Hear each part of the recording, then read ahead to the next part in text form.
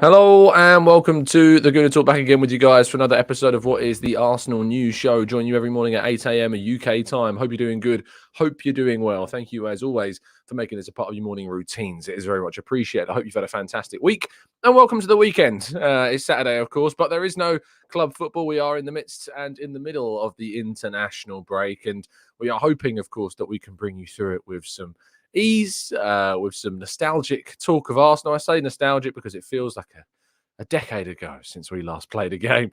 And of course, we'll be tackling plenty of your questions and reading through plenty of your thoughts as well in the comment section. Our chat box, our live chat box, of course, that we continue to use every single show. I'm very happy to report that once again, we managed to hit our target. We got over 1,000 likes on every single weekday last week. An amazing push, an amazing contribution by everybody that continues to listen to this show. But today and tomorrow are the tough ones. Today and tomorrow are the ones that I am the most scared of, most worried about. They are the biggest challenge that we face in trying to reach this rather ridiculous. I still think it's mad to even consider that we could do this. But today is the first litmus test, the real challenge. Today is our Man City. Today is our Anfield. Today is our Old Trafford. Well, maybe not Old Trafford. That was Friday. But certainly this is the toughest game of our season in the TGT chat box today. And so we're going to need your help to try and go over to 1,000 likes on a Saturday in the international break. Sunday, my goodness me, it's like going to the Bernabeu on Sunday. So turn up for that. But if you can, drop a like on the video on a Saturday during the international break. It is appreciated perhaps more than any other over this weekend. So thank you for the continued support on the channel. Good morning to those joining us in the chat box. Thank you so much for doing so. Black Shine, Peter, Stevie, Matt G. Good morning to Ryan, to Peter, to Jimbo, to Arasilki. We've got Marcus, Runs with Cows, Ray, Morgie, Clincy, Maximius, Peter, PJ, Paul. We've got Martin, Johnny, Cam Clothing, who's looking for some free promotion. Damien, Dave, Jose. We've got Josh and Vivian, Stephen. I was like reading out a fair few more names on a weekend. Gunner Dude, who is not able to watch live, but just dropping in to drop my like in and has been a member for 7 months today. That's the type of attitude that we love. Dropping in, can't watch the show, but wanted to drop in, drop a like, help the cause. Thank you, Gunner Dude. That is very, very kind of you indeed. But yes, lovely stuff. Right. And thank you to those listening on catch up, of course, as well, that can't tune in live. And thank you for hopping over to YouTube and helping support this rather crazy challenge that we've set ourselves. Without further ado, though, let's crack on with today's stories, shall we? First of all, a few stories to discuss there. Transfer is where we start. Arsenal, according to Dario, or an outlet in Spain, have been linked with a move for Valencia's Yarek Gasiorowski. I'll probably pronounce that completely incorrectly. But Yarek Gasiorowski is an 18-year-old centre-half who has recently kind of made his name in the Spanish under-19s side. He played most recently in their UEFA Euro Championship qualifier game against Moldova at centre-half, in which he scored a hat-trick in a 5-0 win. Yes, centre-half, and he scored 3 goals. He's got 5 goals so far for the under-19s, going back as far as the 24th of September against Albania in 2022. He's played plenty of games, of course, for the different age groups. He played 15 times for the under-17s. He played 16 times, as I say, for the under-19s. And he's now getting opportunities to play for Valencia. He's only coming off the bench at the moment. He's made 3 substitute appearances for Valencia this season, coming up at the end of games. But he did come on for the last 35 minutes of their match against Real Madrid in La Liga. He's been promoted to the senior side this season. And certainly there is seemingly interest from Arsenal, who have said to have followed the player for a number of years. I don't know. You know, I like my La Liga. I like my my Spanish football, but I can't say that I've been too familiar with Gasiorowski. And he's a player that I am very intrigued to see now with these leagues, if anything comes of them, and if Arsenal or any other clubs, or if either player as well, can continue seemingly what is some impressive development continuing to happen in his career. So one to watch. If this link, of course, gets any more legs, we'll, of course, to try and do some deep dives on the player and find out a little bit more about him as well. Now, we've got some big news, because the Edu haters are not going to like this. Just gonna warn you. If you are an Edu hater, you may want to cover your ears. You may want to run and hide. There's a cupboard under the stairs you can go run into, I suppose, if you don't want to see this. But Edu Edu Gaspar, Arsenal sporting director, has won Best European Director in the Young Boy Awards. Of course, the Young Boy Awards celebrating some of the best youth talent in the world, but it also celebrates the work done in helping to develop those players, to sign those players, to find those players as well. I mean, Tony Bloom has been given an award for his work at Brighton as well, understandably so. Edu has won this award for his work at Arsenal and what he has done and what he has achieved at Arsenal, and how Arsenal have turned themselves from one of the teams, probably one of the biggest sleeping giants in the world, finishing and languishing in Europa League places and then falling out of it entirely under Unai Emery, and before we of course got rid of him, with Edu there, and a big part of making that decision to move on Unai Emery and bring in Mikel Arteta. And the pair of them have worked extremely hard after a rocky start. Mistakes were made at the beginning. I think we can all agree that mistakes were made at the start, and not the best signings were achieved. We think of Willian, Cedric, Pablo Mari, etc. But the longer these two have worked together, the longer these two have worked as a partnership, they have gone on to do very, very good things, to sign some of the best young players in the world, to develop some of the best players in the world, to do some of the best deals in the world for young players.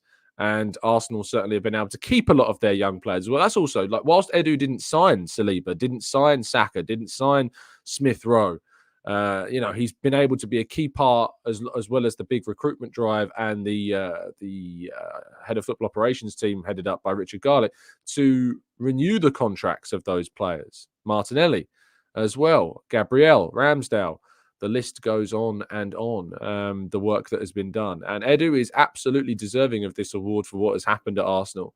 And we've got to a stage now, really, where if you cannot see what Edu has done, what Edu is doing, and what Edu will continue to do at the club, I don't know what to tell you anymore. It's not perfect still, and I still think we can improve, which is, to be honest, if anything, scary, because it's scary how good we've been. And if there's still more that can be improved, I think that is a really, really strong and positive place to be in, as well as a club. So congratulations to Edu on his award.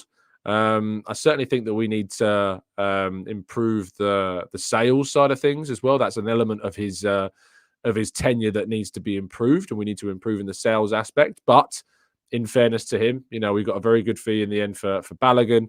We moved on players like Emi Martinez for a good amount of money, £20 million close to, after just 12 games we got for Emi Martinez. So, and hopefully we can continue to improve that sales record. Granit Xhaka, £21 million for him, So I think we've done very, very well, and recently shown some really positive signs of what we can do. And I guess January will be the next test, and what he can do in that January window, we'll have to, as I say, wait and see. Now, of course, the headline story can only really be one thing yesterday. Everton were deducted 10 points for allegedly breaking Premier League profit and sustainability rules. They led with a statement that was very, very telling, and certainly hinted towards perhaps what other clubs have done. The statement reads, Everton Football Club is both shocked and disappointed by the ruling of the Premier League's commission. The club believes that the commission has imposed a wholly disproportionate and unjust sporting sanction. The club has already communicated its intention to appeal the decision to the Premier League. The appeal process will now commence, and the club's case will be heard by an appeal board appointed pursuant to the Premier League's rules in due course. Everton maintains that it has been open and transparent in the information it has provided to the Premier League, and that it has always respected the integrity of the process. The club does not recognise the finding that it failed to act with the utmost good faith, and it does not understand this to have been an allegation made by the Premier League during the course of proceedings. Both the harshness and severity of the sanction imposed by the Commission are neither a fair nor a reasonable reflection of the evidence submitted. The club will also monitor with great interest the decisions made in any other cases concerning the Premier League's profit and sustainability rules. Everton cannot comment on this matter any further until the appeal process has concluded. Now, this 10-point deduction has happened immediately, and so that Everton have dropped to the bottom of the table and sit below, of course, the three promoted sides, Sheffield United, Burnley and Luton. Now, Everton have been on some good form recently, and I actually think that a 10-point deduction is not necessarily a sentence to the Championship. And I do think that there is certainly a feeling that they can still certainly survive despite this 10-point drop based upon their recent form. But the impact of that points deduction could, of course, have a serious impact on them. Now, there's a number of different avenues to discuss with this. The first and probably most obvious one from an Arsenal perspective is, well, if Everton have got points deducted, do Arsenal have anything to worry about? Well, to our knowledge, to what we've seen, to what we've heard, to how Arsenal have been spoken about from a financial standpoint, yes, there's financial restrictions that stopped us from signing more players in the summer, which is why we signed David Raya on loan. But it seems that Arsenal are acting to work within the realms that they are able to act. I can't tell you categorically with full knowledge and confidence that Arsenal, of course, would never be, vulnerable to these types of sanctions, because I don't know the inner workings of the club, completely transparently. I just don't. So I can't promise you anything. But certainly what we've seen and heard and the way in which Arsenal have acted has seemed to suggest that we don't necessarily have a reason for concern. But I always want to keep people aware that you never know 100% what's going on. So I suppose we have to be alert to that. The second point, obviously, is the two clubs which are currently under investigation for sanctions and alleged breaches from financial matters, and that is Manchester City and Chelsea. Now, Arsenal fans will be waiting with bated breath, I suppose, regarding the outcome of both of those investigations. The bad news I've got for you is that we may not find out the outcome of those investigations for some time. As I've mentioned before, the volume of charges, the 115 alleged breaches that Manchester City are under investigation for, is expected to take a very long time. The other point, of course, Chelsea, previous allegations made under the previous ownership of Roman Abramovich. I really don't understand Chelsea fans trying to suggest that they shouldn't be necessarily punished because they've got new ownership now, etc. That's just not the way that it works. They've benefited from that. They've gained from that. And they are in a position where the club was able to be bought for what it was, to be in a position where it is right now because of potential alleged advantages that they got financially through the actions of their previous owner.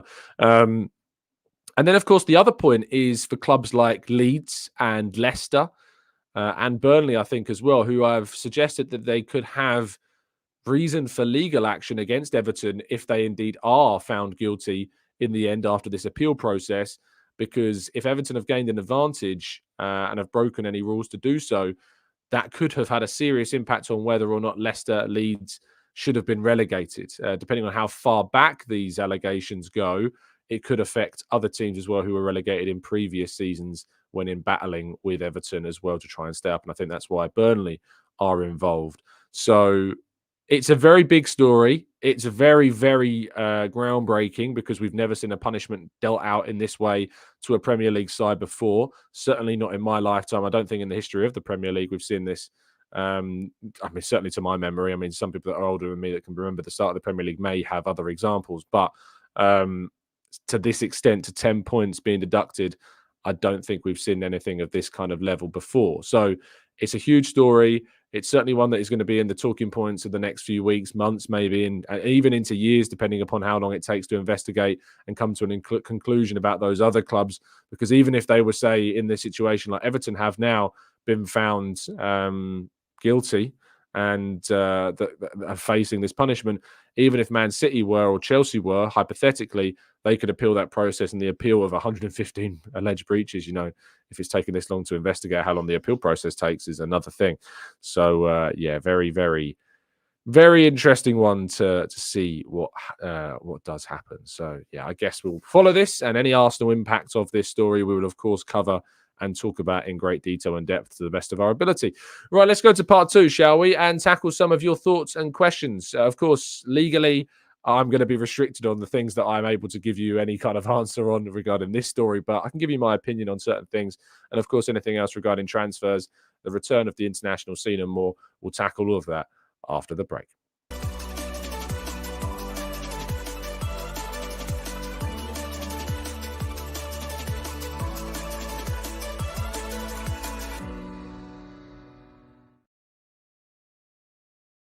I have to thank all the people that continue to just drop in this morning. I've received a number of messages already saying, hey, Tom, sorry, I couldn't watch the show today, but I'm dropping in just to drop a like on the video in our help in support of this challenge that we have set ourselves to try and achieve. Thank you to the more than 200 of you that have already done so just 10 minutes into the show.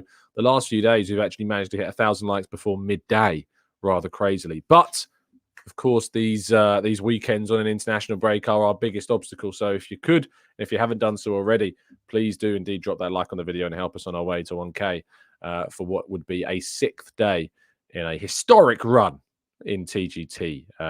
So thank you for that. Right, let's go into the chat box, shall we? And take some of the questions. Maximir says, "Hi Tom, how do you feel about things would have panned out for us if the Cronkies had given in to Alisher Usmanov and he got ownership of our club?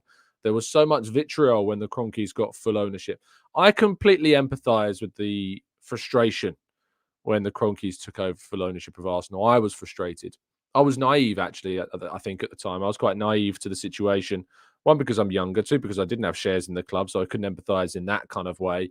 And I know that there are a lot of fans that did have that and lost that through no control of their own. You know, they had no way of stopping that process. Once KSE bought out a certain percentage, they enacted a process whereby they automatically bought out the shares of other fans at the time for that price.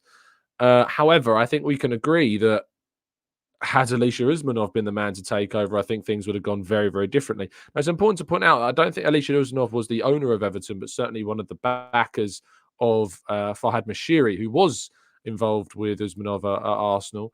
But Alisher Usmanov's influence on Everton, I'm unsure of the finer details, but it was certainly Farhad Moshiri that was the key man involved in that previous ownership. Everton, of course, have since been bought out themselves. 777 Partners have bought them out and now face this situation of a 10-point drop. But I think from an Arsenal perspective, we can be very thankful that things went the way that they did rather than the other direction. I remember doing shows on the Gooner Talk with previous guests who are no longer on the channel about, you know, the likes of Usmanov being the better option and that they'd spoken to him in places like Monaco when Arsenal had played them there and he was there and he was being really nice with fans. And I sat there thinking, well, he's not going to be not nice to fans, is he? He wants fan support. The biggest thing that Usmanov always had in an Arsenal debate with the ownership is that he wasn't Stan Kroenke.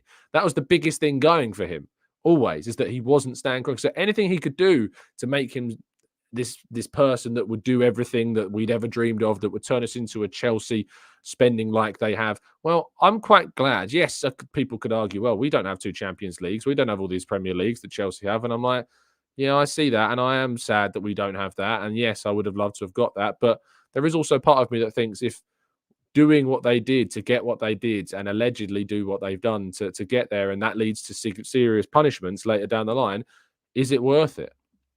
Or if those titles get stripped from them? I guess we'll have to wait and see. Roscoe says the club has operated on a loss for a few years now. Harry has intimated that money will be restricted in January, given how the Raya deal played out. Should we be more realistic with our striker target? Well, I first of all think that the realistic thing to do with about a striker is to forget about a striker. I don't think a striker in January is going to be on the agenda. I could be wrong, but I don't think it is. I think it's far more likely that Arsenal move for a central midfielder or a wide player in the January transfer window, unless, of course, an opportunity comes up that they feel is too good to pass up. And we know that they've done that on a number of occasions. I think that Harry is right, and I certainly hear of him. It's a good word, that intimated and suggested that it will be restricted. I think money will have a certain restriction in January. We may be able to do some work depending upon what outgoings happen, but I think we will have restrictions on what we ultimately end up doing. Shall we scroll up in the chat a bit more, see what questions I missed earlier on in the chat? I think we should. So let's try and be fair to those people that left questions in earlier and then were patient. It's always annoying when people spam the chat, isn't it? So I try and jump up in the chat to see what people do. said, let's be honest, do we really think City and Chelsea will be relegated when the TV rights deal is up for renewal? I think they're up for renewal now, are they not? So be interesting to see, because the renewals are up right now. I think match of the day has been spoken about and things like that. So I think Jamie Carragher said something in commentary the other day when watching one of the games. So yeah, that's one to consider.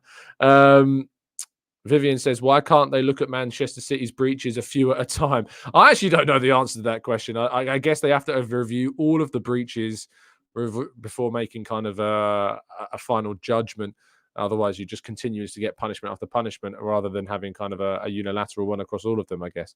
But I'd honestly don't know. Geke says, sorry, I pronounced that. I love you reading your articles in FL. Thanks, mate. Do you ever get pressured into making clickbait articles? I can remember one a few weeks ago about Mbappe that seemed a bit misleading. What are your thoughts on that? I think obviously I've always been asked questions like this about headlines of articles and things like that. I think the best way to describe it is that I try as best I can to make a headline something like a book cover. If you think about it in this way, a book cover is like you want to hint at the story, but you don't want to give it away. People obviously, like myself, put a lot of work into our articles that we write. And the idea is that a headline hints at the story, gives you a little bit about what's going on, doesn't tell you the full story. So it makes you want to read on because we want you to read the work that we've done.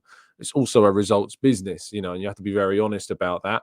And we want you to read things, and we are judged about numbers. That is the way that it goes. You are judged on numbers. So I think headlines are always going to be something that cause debate. But when it's a business that runs on page views and things like that, it's going to be important. I obviously I have the same thing with you guys here. My thumbnails, I want to hint at the story. Sometimes I give away too much, and it's fairly obvious what we're going to be talking about. But it is part of media. It is part of media. That is, if you give everything away in the headline, why are you going to read the article? And I want you to read the article because I want you to read the work that I put into writing the article. So I get why it frustrates people sometimes. I try not as best I can to in fact, I said it as kind of a principle to not lie in a headline ever. And everything that is there in the headline you will find in the piece, and it is designed to be a hint towards things. As I say, the best analogy I've got is that headlines are like book covers. They give you a glimpse at the story, and of course try to get you to read the story, because I want you to read it, because I put time into writing the story. So yeah, there you go. I think the Mbappe thing, it's up to me to come up with ideas for articles that I want to write about. I have to write a lot during the day. We write about 4 articles a day on average, and so if I've got to come up with an idea that's quite cool, I might do a piece about how likely is it Arsenal could sign Mbappe, and I'll go into detail about the finances and about what wages and what I think about whether or not Arsenal could afford Kylian Mbappe. Now, some people might just say simply, well, Arsenal have got no chance of signing Kylian Mbappe, so why are you writing about it? And the reason why I'm writing about that is because you're not the representation of everybody. There will be people out there that are curious. Well, why can't Arsenal sign Mbappe? There'll be a frustrated person out there that thinks, well, if Arsenal want to be a Champions League winner, surely we should be trying to sign Kylian Mbappe. And so in that piece, it's about trying to explain why it isn't going to be possible. So that's the point. I'm not going to sit here and say that I'm not going to try and tempt people in with a headline or with a thumbnail or a YouTube video. It is part of this business. It is part of the process of media. It is what it is. Until you're a kind of a paid, what's the word? Kind of a pay scheme type of thing where you pay for the content, and the content isn't driven based upon how many people are watching it, reading it, etc. That is the way that it's going to be.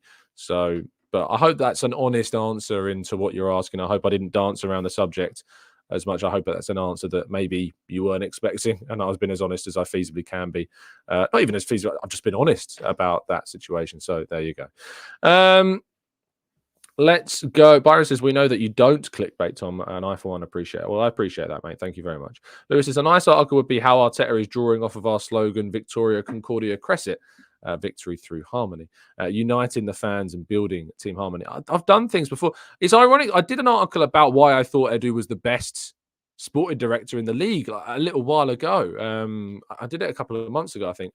Edu, best director in the league, Tom Canton. Let's see if I can find that piece that I did. I'm pretty sure I did a whole piece about Edu and why I thought he was the best director in the league, but it's not coming up at the moment. Oh yes, here it is. So I wrote a piece on when is it? When's the date? The 11th of August. So that was just over 2 months ago. The headline was Arsenal's Edu seals top sporting director rank among Premier League rivals amid latest transfer. It's a very classic kind of headline there, isn't it? And I did an entire piece about why I thought Edu is the best at what he does in the league. And lo and behold, 2 months later, he's won that award. So I was clearly onto something at the time. Lau, so if I've mispronounced that, Williams, it's a lot easier, that one, says, good morning, Tom. I just wanted to thank you for mixing up your great content with my beloved Arsenal and the mental health issues out there. And thank you. And please keep up the great work. Well, that's very kind of you, mate. I really appreciate that. Thank you for the kind comments. And yeah, we're not afraid to discuss tough topics here. We're not afraid to talk about mental health. Certainly something I've been very honest about myself and my own personal struggles with mental health over the years.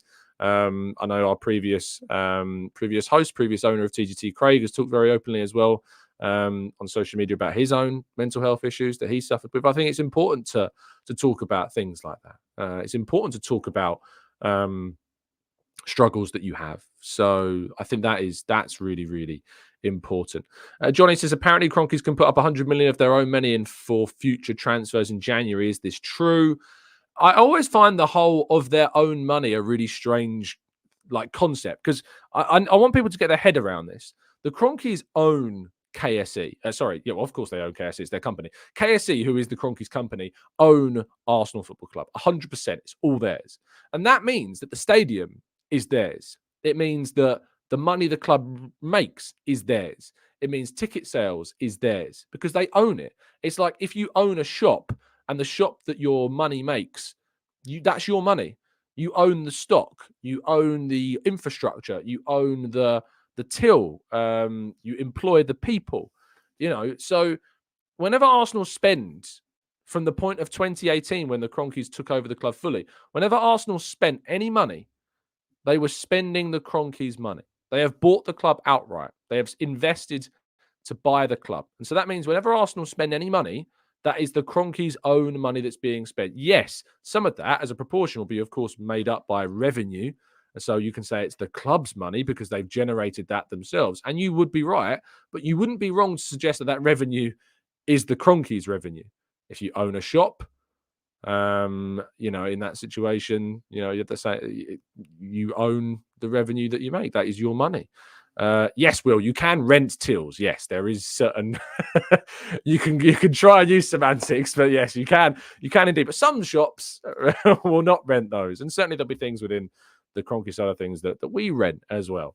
But suggestions that the Cronkies might put 100 million of their own money into the club to spend on stuff, it's everything that Arsenal spend is their money. So whenever we invest, so 105 million pounds, the Cronkies spent 105 million pounds on Declan Rice. Now, a lot of that money would have been generated through Arsenal's own revenues, if not all of it potentially. But they own the club, so that is the way that it goes. If the short question is, do I expect the Cronkies to invest another 100 million in Arsenal in January? I'd be very surprised. I'd be very, very surprised indeed. I think there are greater restrictions on Arsenal spending than maybe is obvious right now. But I'm not a financial expert. I'm going off on what I've read, on what I'm loosely aware of, and what based upon we've done as well and our actions. So that's kind of where I'm at with that one. Ronald says, with us losing 3 of 4 centre mids in the summer, who would you sign? Well, it depends if we actually lose 3 of those 4 centre mids. I don't think personally Jorginho will go. I think that El Neni will go. And I don't know about Partey.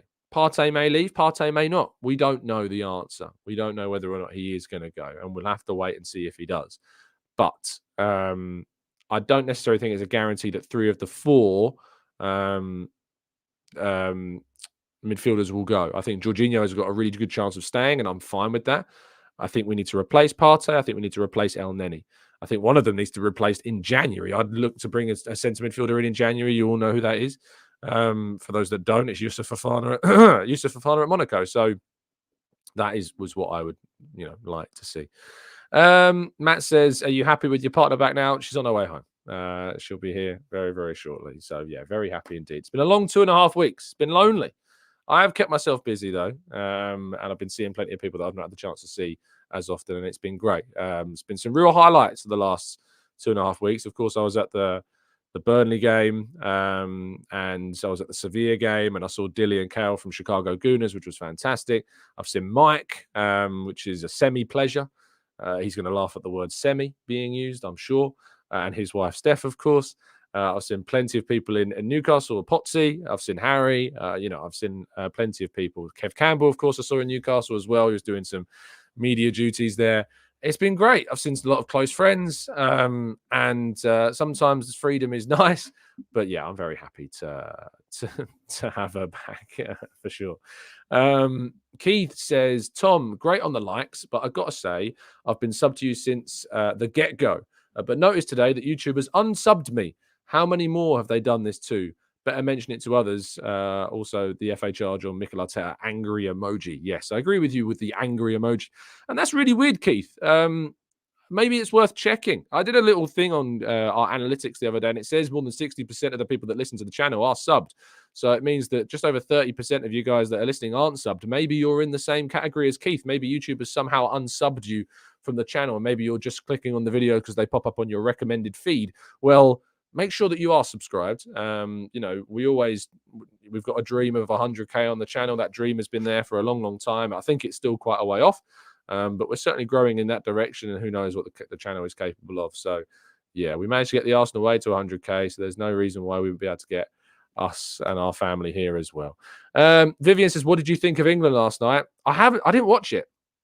I'll be very honest with you, Viv. I'm on annual leave at the moment. I was seeing friends last night, and I didn't see it. I saw Declan Rice's goal that was ruled out. I've heard that it was pretty disappointing, but Gareth Southgate did make a lot of changes. I just don't like those types of games. It was pretty much a dead rubber. Yes, it confirmed England's top spot in the group for qualification, but I can't get up for these international games that aren't the big ones, that aren't the tournaments.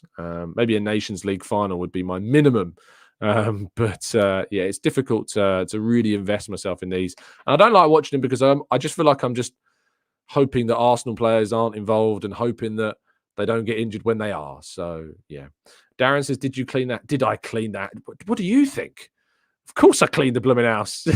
I've done like 6 loads of washing. I've done like all the ironing. I've done, I'm doing it all. I've done everything. We have like our own jobs that we do in the house. We like split things up because whenever I do usually the washing and things like that, it's never good enough. So we split things up. I do all the cooking. I really enjoy cooking, so I do a lot of that.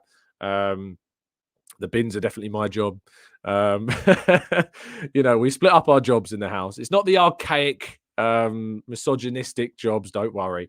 Because she's just better than me at things, and she doesn't let me do certain things. So we split up the jobs in the house. But I've been doing all of them. I've never lived on my own. I went straight into uni and lived with people, left uni, went back home, and then moved out to live with the missus.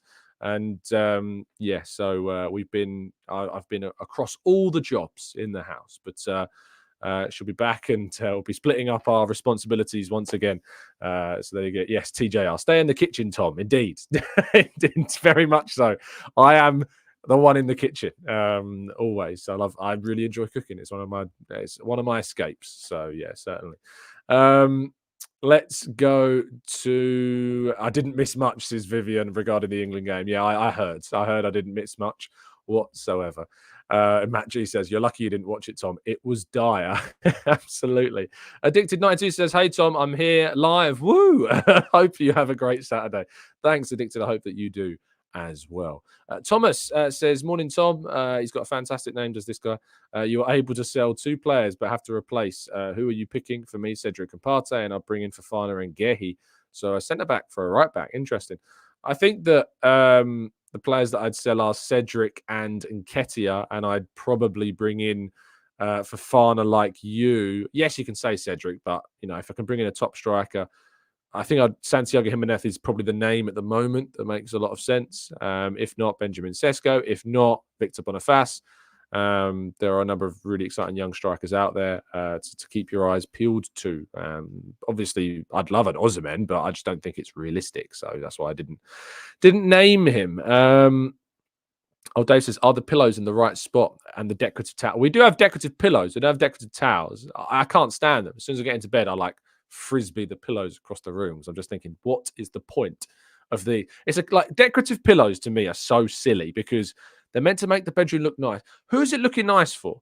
I don't know about you, but I don't let people see the bedrooms. It's like my domain. It's it's when people come round, they don't go, oh, show me the bedrooms. It doesn't.